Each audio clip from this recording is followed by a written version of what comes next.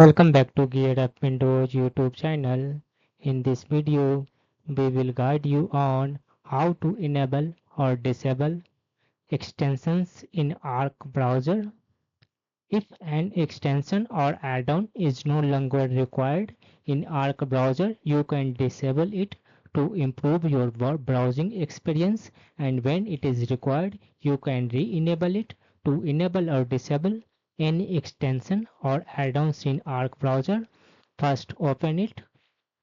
After that, click on this one settings icon that represents with arc icon.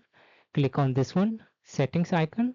After that, hover mouse over extensions and then click on this one manage extensions.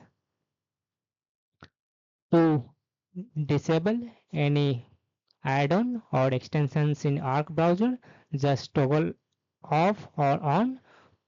To turn off or turn off this one extension in Arc browser,